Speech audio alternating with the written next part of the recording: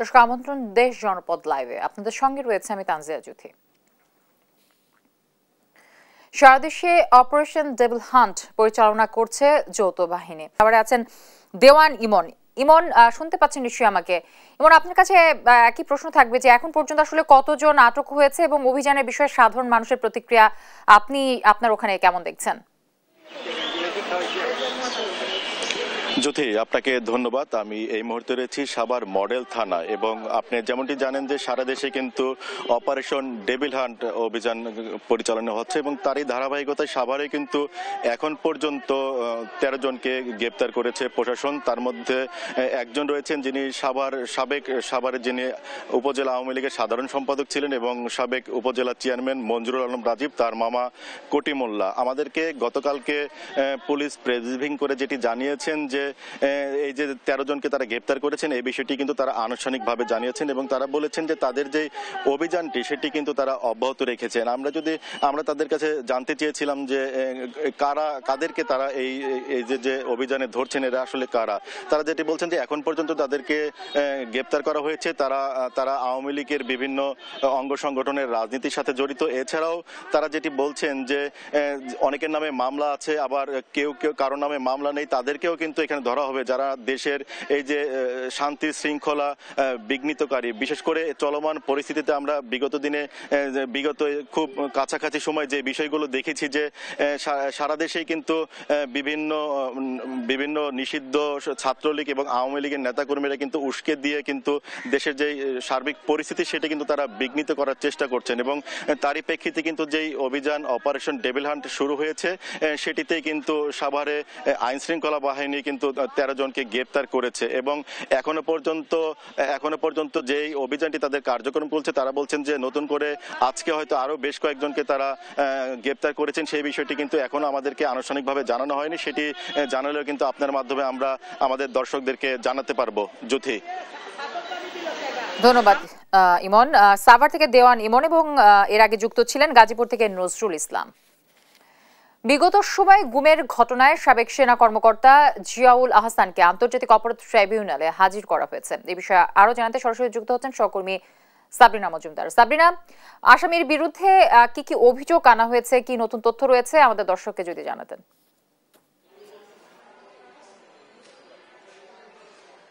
যুথি, আপনি যেমনটি জানেন যে আন্তর্জাতিক অপরাধ ট্রাইব্যুনালে কিন্তু জুলাই আগস্ট গণহত্যার যে নৃশংসতম হত্যাকাণ্ড হয়েছিল সেটির আসলে বিচার এবং এই যে আওয়ামী লীগ শাসনামলে যে গত 15.5 বছরের যে যত ধরনের হত্যাকাণ্ড গুম এর সাথে জড়িত যারা ছিল তাদের বিরুদ্ধে হচ্ছে এখানে এই আন্তর্জাতিক অপরাধ ট্রাইব্যুনাল তাদের বিচার হবে এবং সেই প্রেক্ষিতেই হচ্ছে জিয়াউল আহসান সহ 12 জন পুলিশ কর্মকর্তার বিরুদ্ধে গ্রেফতারি পরোয়ানা জারি করা হয়েছিল 6 জানুয়ারি। এর মধ্যে জিয়াউল আহসানকে আসলে গ্রেফতার করা সম্ভব হয়েছে, বাকি আসামি যারা রয়েছেন তাদেরকে আসলে গ্রেফতার করা সম্ভব হয়নি। আজকে তৃতীয়বারের মতো জিয়াউল আহসানকে আন্তর্জাতিক অপরাধ ট্রাইব্যুনালে হাজির করা হয়েছে এবং তার মধ্যেই কিন্তু জিজ্ঞাসাবাদের জন্য হচ্ছে 2 বার হচ্ছে তদন্ত সংস্থায় নেওয়া হয়েছিল।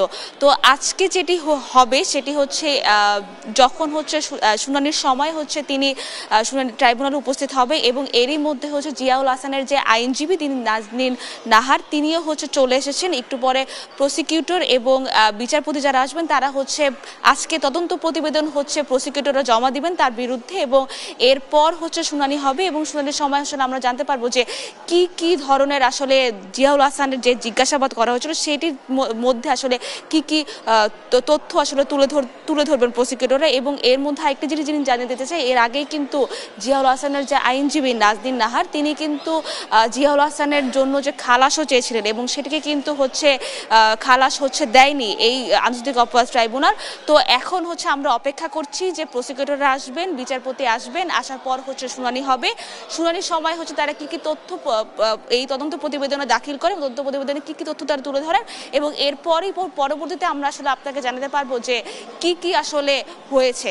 তো এই ছিল এখন পর্যন্ত সর্বশেষ খবর আন্তর্জাতিক অপরাধ ট্রাইব্যুনাল থেকে। জুথি, কেন্দ্রীয় শহীদ মিনারে চলছে চাকরিচ্যুত বিডিআর সদস্যদের লাগাতার অবস্থান কর্মসূচি। এ বিষয়ে জানাতে সরাসরি যুক্ত হচ্ছেন সহকর্মী AH হিমেল। আন্দোলনকারীদের দাবি বাস্তবায়নের বিষয়ে কোনো ধরনের সাড়া মিলেছে কিনা, কি বলছেন তারা?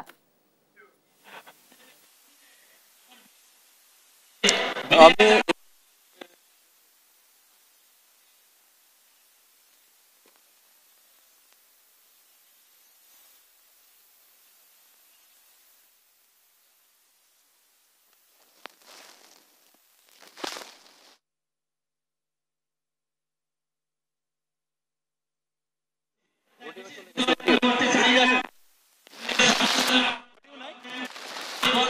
হ্যালো হ্যালো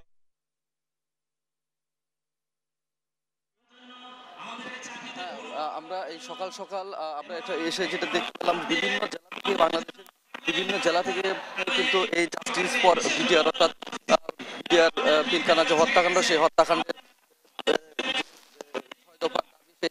দাবি তারা গতকাল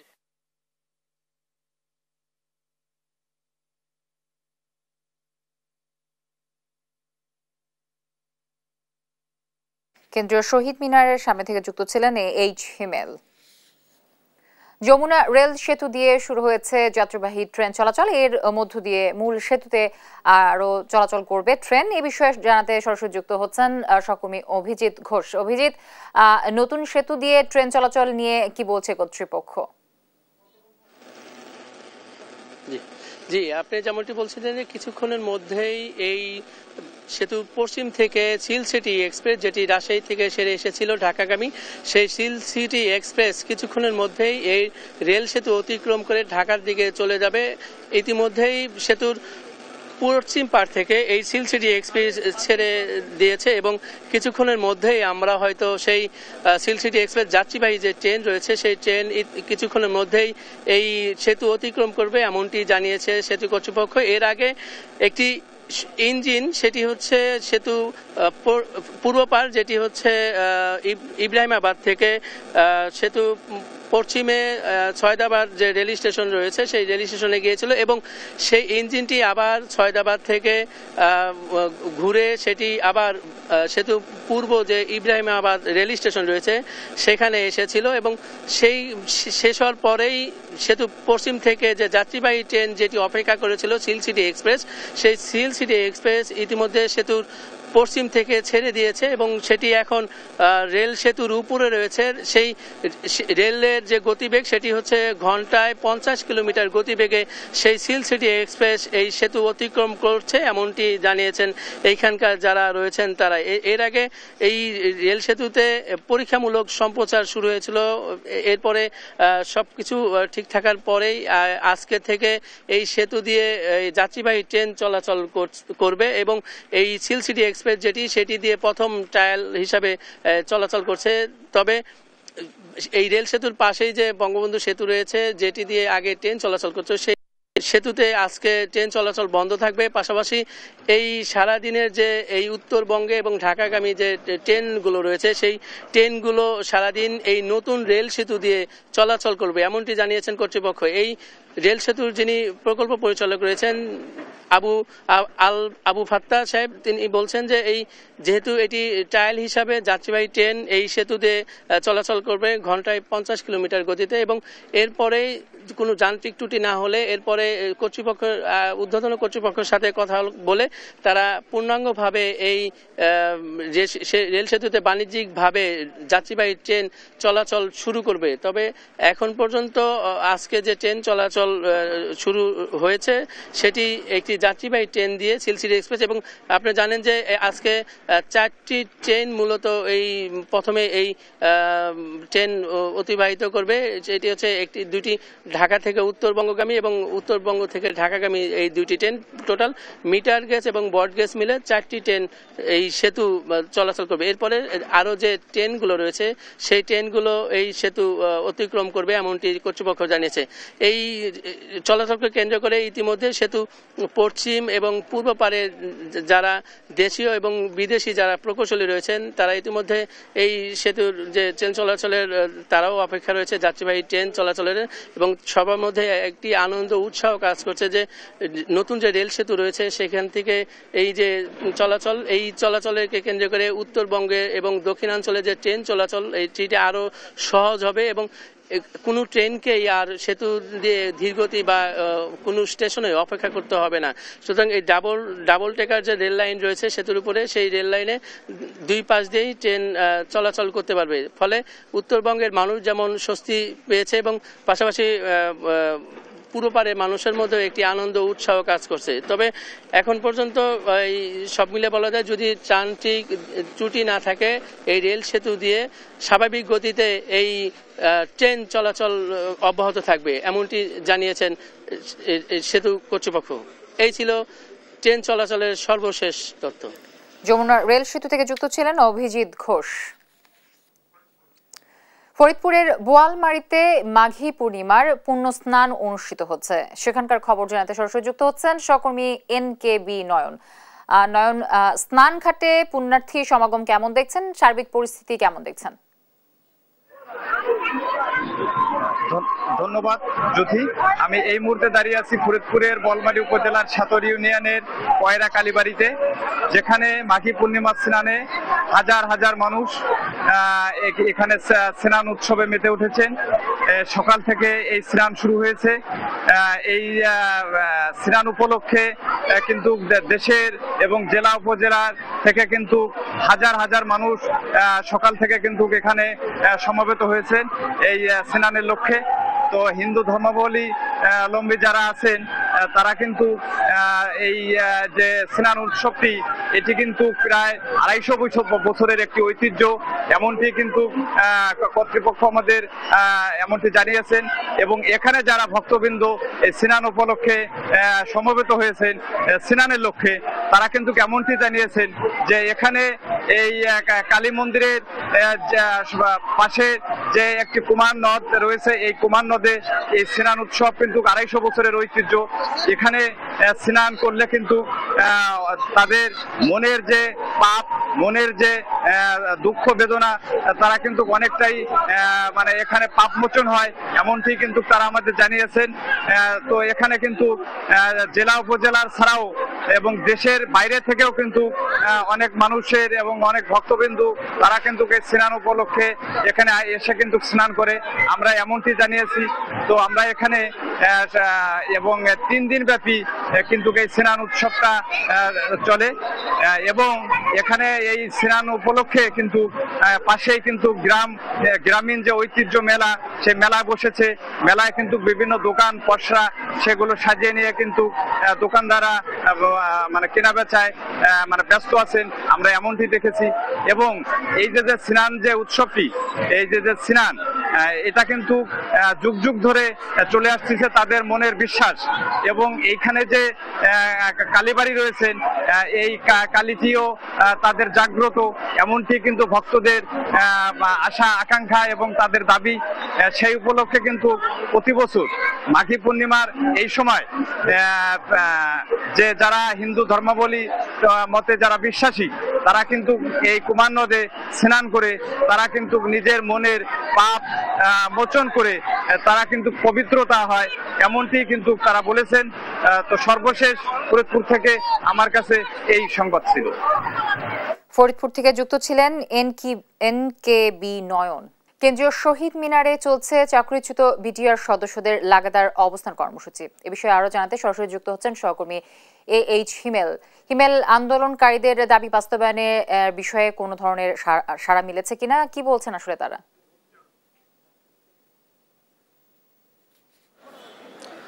আমি কেন্দ্রীয় শহীদ মিনার প্রাঙ্গণে আছি। সকাল থেকে এখানে কিন্তু বিডিআর যে সদস্যরা, অর্থাৎ বিডিআর যে চাকরিচ্যুত সদস্য এবং তাদের আত্মীয় স্বজনরা, তারা কিন্তু সকাল সকালই এসেছেন এবং এই কর্মসূচিতে তারা কিন্তু অংশগ্রহণ করেছেন।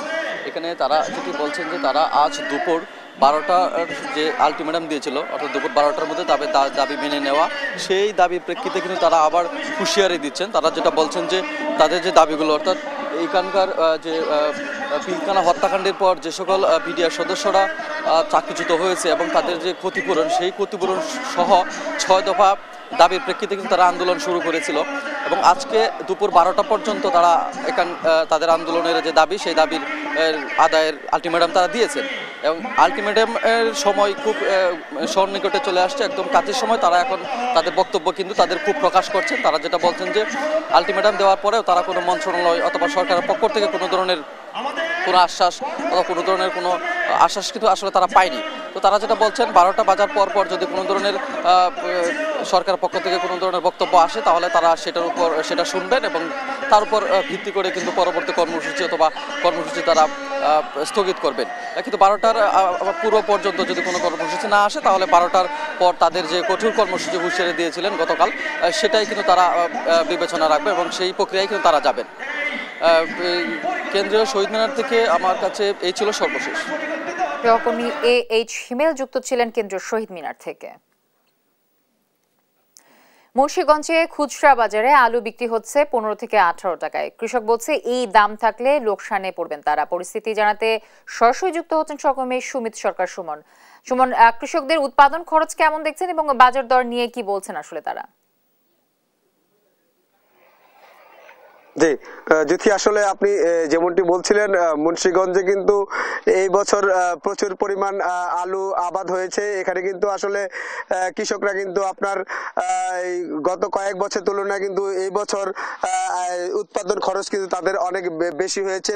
আপনি গত বছর ওনারা কৃষকরা যেই বীজ আলু সংগ্রহ করেছে 10,000 টাকা, সেই বীজ আলু কিন্তু এই বছর 30 থেকে 35,000 টাকা কিন্তু তারা রোপণ করেছেন। তো শুধু বীজ নয়, সার কিন্তু প্রতিটি বস্তায় কিন্তু 50 কেজি যে বস্তা আছে সেই বস্তা সার কিন্তু ওনারা গত বছর 11,000 থাকলেও এই বছর কিন্তু তারা 17 থেকে 1800 টাকা করে সার কিনেছেন। এবং কীটনাশক যেই ওষুধ আছে সেইগুলি কিন্তু আসলে প্রতিটি দাম কিন্তু বৃদ্ধি পেয়েছে। তো এতে করে কিন্তু আসলে তাদের উৎপাদন খরচ অনেকটাই বেড়ে গিয়েছে।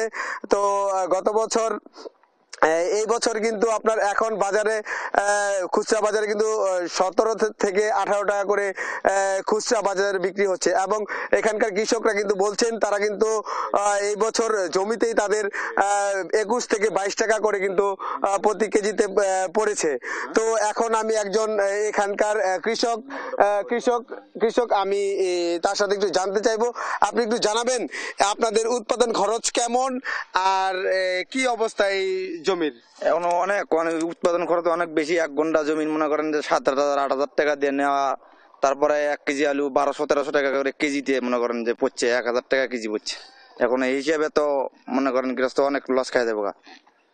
যে আপনারা যেই খরচ করেছেন, যেই দাম আছে সেই দাম হলে কি আপনারা বাড়িতে টাকা নিয়ে যেতে পারবেন?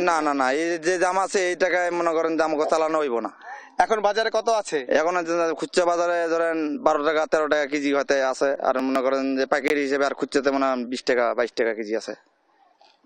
তো আপনারা কি করলে আসলে আপনারা কয়টা টাকার মুখ দেখবেন বলে মনে করেন? আমাকে তো মানে খেতেই 12 থেকে 1300 টাকা মনে করেন যে মন পড়ে গেছে গা। এখন এইরকম হলে মনে করেন একটু চালানটা খুঁজে পাইবো গৃহস্থ।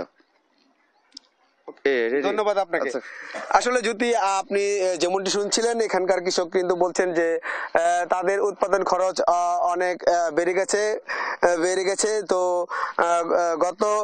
এই বছর কিন্তু গত বছরের তুলনায় কিন্তু মুন্সিগঞ্জে এই বছর আলুর আবাদ বেশি হয়েছে। এই বছর 34,700 হেক্টর জমিতে কিন্তু আলু আবাদ হয়েছেন এবং লক্ষ্যমাত্রা প্রায় 10.5 লাখ লক্ষ মেট্রিক টন।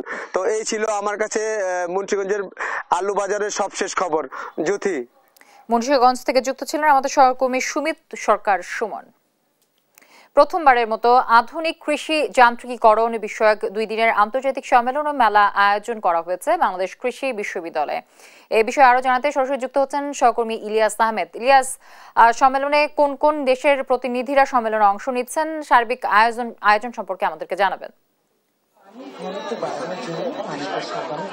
সকাল থেকে আন্তর্জাতিক সম্মেলনটি শুরু হয়েছে। অর্থাৎ সম্মেলনে আমরা দেখেছি যুক্তরাষ্ট্র, কানাডা এবং চীন, ভারত সহ বিভিন্ন দেশের কিন্তু বিশেষজ্ঞ যারা আছেন, গবেষক যারা রয়েছেন তারা কিন্তু অংশগ্রহণ করেছেন। অর্থাৎ সেই সম্মেলনের পাশাপাশি আমরা দেখেছি বাংলাদেশ কৃষি বিশ্ববিদ্যালয়ে কিন্তু আধুনিক কৃষি যন্ত্রপাতি এবং প্রযুক্তির ব্যবহার নিয়ে কিন্তু একটি মেলারও আয়োজন করা হয়েছে। অর্থাৎ সেই মেলায় কিন্তু হরেক রকমের কৃষি যন্ত্রপাতি কিন্তু মেলায় প্রদর্শন করা হচ্ছে এবং আমরা দেখেছি বাংলাদেশের বিভিন্ন কোম্পানি কিন্তু এই মেলায় তাদের যে যন্ত্রপাতি রয়েছে, অর্থাৎ আধুনিক যন্ত্রপাতি রয়েছে, সেইগুলো কিন্তু তারা প্রদর্শন করছেন এবং এই প্রযুক্তির মাধ্যমে, অর্থাৎ এই প্রযুক্তি ব্যবহারে কৃষক উপকৃত হবেন সেই বিষয়টি কিন্তু তারা বলছিলেন। এবং আমরা এই মেলায় এসে কিন্তু আমরা দেখেছি যে একেবারেই কম্বাইন হারভেস্টর এবং ড্রোনের মাধ্যমে কিভাবে ধান খেতে কিন্তু কীটনাশক ব্যবহার করা হয় সেই বিষয়গুলো সহ এবং অনেক ছোট ছোট যন্ত্রপাতি রয়েছে যেগুলো ব্যবহারে কিন্তু কৃষক উপকৃত হতে পারে, সেই বিষয়গুলো কিন্তু এই মেলায় স্থান পেয়েছে। এবং আন্তর্জাতিক সম্মেলনে আমরা দেখেছি যে এই মেলা এবং সম্মেলনটি কিন্তু আজকে সকালে উদ্বোধন করেছেন কৃষি মন্ত্রণালয়ের সচিব, তিনি কিন্তু উদ্বোধন করেছেন এবং উদ্বোধনের পরপরই 2 দিন ব্যাপী মেলা এবং সম্মেলনে কিন্তু অতিথিরা বক্তব্য রাখছেন। আমরা দেখেছি এই মেলাটিতে কিন্তু দেশের বিভিন্ন কোম্পানি তাদের যে যন্ত্রপাতি রয়েছে সেই যন্ত্রপাতি কিন্তু তারা প্রদর্শনী করছেন। আমরা একটু জানতে চাই কি কি যন্ত্রপাতি প্রদর্শন করা হচ্ছে। জি, আসসালামু আলাইকুম। আমি কৃষি প্রকৌশলী আবিদ আহমেদ সাদিক। আমরা এখানে মেটাল এগ্রিটেক লিমিটেড থেকে এসেছি। আমরা মেটাল 1992 সাল থেকে বাংলাদেশে কৃষি যন্ত্রপাতির অগ্রদূত হিসেবে কাজ করে আসছি। আমরা কিন্তু প্রথম এই যে কৃষিতে যে রোটাভেটর দিয়ে যে চাষ করা যায়, ট্রাক্টর দিয়ে যে চাষ করা যায়, এটি কিন্তু আমরা নিয়ে এসেছি এবং তারই ধারাবাহিকতায় এই দীর্ঘ 32 বছর ধরে আমরা নিত্য নতুন প্রযুক্তি, যেমন আপনারা দেখতে পাচ্ছেন ট্রাক্টর আছে, তারপরে আমাদের ধানের চারা রোপণ করার রাইস ট্রান্সপ্লান্টার মেশিন আছে, তারপরে আমরা এদিকে আছে হচ্ছে ধান কাটা মাড়াই ঝাড়াই করার যে যন্ত্রপাতি কম্বাইন হারভেস্টার আছে। তো এবং আমরা আরও কিছু ম্যানুফ্যাকচারিং প্রোডাক্টও করে থাকি, যেমন potato digger, potato planter, seeder machine সহ আরও যে কোনো রকম, মানে মূল কথা কৃষকের যে ধানের চারা থেকে উৎপাদন করে কৃষিতে যে যত রকমের যন্ত্রপাতি দরকার সবকিছুই কিন্তু আমরা করে আসছি এবং এটা হচ্ছে সবকিছুই আমরা লেটেস্ট টেকনোলজিগুলো নিয়ে আমরা নিয়ে আসি। ধন্যবাদ। তিনি কিন্তু বলছিলেন যে অত্যাধুনিক যন্ত্রপাতি রয়েছে, অর্থাৎ কৃষকদের উপকারে আসতে পারে সেই বিষয়গুলো কিন্তু তারা এখানে ফুটিয়ে তোলার চেষ্টা করেছেন। এবং আমরা দেখেছি যে এই প্রদর্শনী মেলাতে কিন্তু বিভিন্ন পর্যায়ের কৃষক সহ বিভিন্ন শিক্ষার্থী এবং তারা কিন্তু সকাল থেকেই এই মেলায় ভিড় জমাচ্ছেন এবং তারা কিন্তু অত্যাধুনিক যন্ত্রের বিষয়ে কিন্তু তারা অভিজ্ঞতা অর্জন করছেন। এবং আমরা দেখেছি যে এই সম্মেলনে কিন্তু যারা অতিথি রয়েছেন তারা কিন্তু বক্তব্য রাখছেন এবং তারা বলছেন যে এই সম্মেলনের মাধ্যমে যে আধুনিক কৃষি ব্যবস্থা সেই বিষয়গুলো কিন্তু আরো যেন বাড়িয়ে তোলা হয় সেই বিষয়গুলো কিন্তু তারা বলছিলেন এবং প্রযুক্তির ব্যবহারের সঙ্গে কৃষকরা যেন তাদের কৃষি আবাদ করে উপকৃত হতে পারেন সেই লক্ষ্যে এই সম্মেলন কাজে আসবে বলে আমাদেরকে জানিয়েছেন। এই ছিল আমার কাছে ময়মনসিংহ থেকে সর্বশেষ। ময়মনসিংহ থেকে যুক্ত ছিলেন ইলিয়াস আহমেদ। শেরপুরের নালিতা বাড়িতে অবৈধভাবে বালু উত্তোলনের কারণে ঝুঁকিপূর্ণ হয়ে পড়েছে 4 আলী সেতু। বিস্তারিত জানাতে সরাসরি যুক্ত হচ্ছেন সহকর্মী মুজাহিদুল ইসলাম। মুজাহিদ, এই বিষয়ে কি বলছেন প্রশাসন ও এলাকাবাসী? জি, ধন্যবাদ জ্যোতি। শেরপুরে সীমান্তবর্তী এলাকা নালিতাবাড়ির উপজেলার একেবারে রামচন্দ্রকর এবং নয়াবিল ইউনিয়নের উপর এই ভোগাই নদীর উপরে নির্মিত হয় 2011 সালে এই 4 আলী সেতুটি এবং নির্মাণের পর থেকে এই এলাকার মানুষের জন্য একটি দারুণ খবর ছিল। এলাকার মানুষের যাতায়াত অনেকটা বন্ধ থাকার কারণে এলাকার মানুষ চরম দুর্ভোগ থেকে অনেকটা লাঘব পায়। এর পরবর্তী থেকে এখান থেকে নিকটবর্তী নাকুগাঁও স্থলবন্দর এবং এই এলাকার মানুষজন তারা নালিতাবাড়ি থেকে হালুয়াঘাট, ধোবাউড়া, ময়মনসিংহ এবং নেত্রকোনায় এখানকার যে মালবাহী গাড়ি এবং সেই সাথে এখানকার মানুষজন তারা কিন্তু অনেকটাই স্বাভাবিক চলাচল করতে শুরু করে। কিন্তু গত কিছুদিন আগে আমরা লক্ষ্য করতে পারি যে এই ব্রিজের সন্নিকট থেকে বালু ব্যবসায়ীরা তারা অবৈধভাবে বালু উত্তোলনের ফলে এখানকার যে 4 আলী সেতুটি সেটি কিন্তু অনেকটাই ঝুঁকিপূর্ণ হয়ে পড়েছে। আমার পিছনে যে 4 আলী সেতুটি দেখতে পাচ্ছেন, এখানে এই ব্রিজের একেবারে যে পিলার এবং এখানকার যে স্থাপনাগুলো তা কিন্তু একেবারেই কিন্তু ধ্বংসের সম্মুখীন এবং এখানে 2018 সালে নয়াবিলের সঙ্গে রামচন্দ্রকোনা ইউনিয়নের সীমান্তে যে সড়কে ভোগাই নদীর উপরে 150 মিটার দৈর্ঘ্যের এই 4 আলী সেতুটি নির্মাণ করা হয়, সেটি কোটি টাকা ব্যয়ে কিন্তু নির্মাণ করা হয়। এখানে একটি জিনিস বলি যে এখানে চলাচলের মাধ্যম যেই সেতুটি সেই সেতুটি আমরা প্রশাসনের যেই কাছ থেকে কথা শুনেছি সেটি হচ্ছে যে এখানে 500 মিটারের কাছাকাছি কিন্তু বালু উত্তোলন একেবারে নিষিদ্ধ থাকলেও আমি একটু দেখাচ্ছি যে এখানে প্রায় 50 মিটারের মধ্যেই কিন্তু এখানে অবৈধভাবে বালু উত্তোলন করা হচ্ছে, যার কারণে এখানে অনেকটাই গর্তের সৃষ্টি হয়েছে এবং উজানে এবং ভাটিতে দুই জায়গায় কিন্তু এই যে গর্তের সৃষ্টি হওয়ার কারণে এখানে যে সেতুটি সেটি কিন্তু একেবারেই ঝুঁকিপূর্ণ হয়েছে। আমরা স্থানীয় বাসিন্দারা যারা আছেন তাদের সাথে কথা বলেছি, তারা আমাদেরকে জানিয়েছেন যে এখানে যেই একমাত্র এই সীমান্তবর্তী চলাচলের একমাত্র যে ব্রিজ, সেই ব্রিজটি এখন কিন্তু অনেকটা ঝুঁকিপূর্ণ হওয়ার কারণে তারা কিন্তু শঙ্কায় দিন পার করছেন। সেই সাথে প্রশাসনের সাথে আমরা কথা বলেছি, প্রশাসন আমাকে যেটি জানিয়েছেন যে এই অবৈধ বালু উত্তোলনের পাশাপাশি ব্রিজ রক্ষার্থে তারা নিয়মিত অভিযান পরিচালনা করছেন। গত 4 ফেব্রুয়ারি এখানে জেলা প্রশাসকের দিক নির্দেশনায় উপজেলা নির্বাহী কর্মকর্তা, নির্বাহী ম্যাজিস্ট্রেট এবং সহকারী কমিশনার ভূমি তাদের যৌথ অভিযানে এখানে যে সেতুটি আছে সেই সেতুর নিকটবর্তী এলাকা থেকে কয়েকজনকে কিন্তু গ্রেফতার করে এবং তাদেরকে কিন্তু আইনের আওতায় নিয়ে আসা হয় এবং সেই সাথে এখানে অনেকগুলো ড্রেজার মেশিন, মাচা এবং পাইপগুলো ভেঙে গুঁড়িয়ে দেওয়া হয়।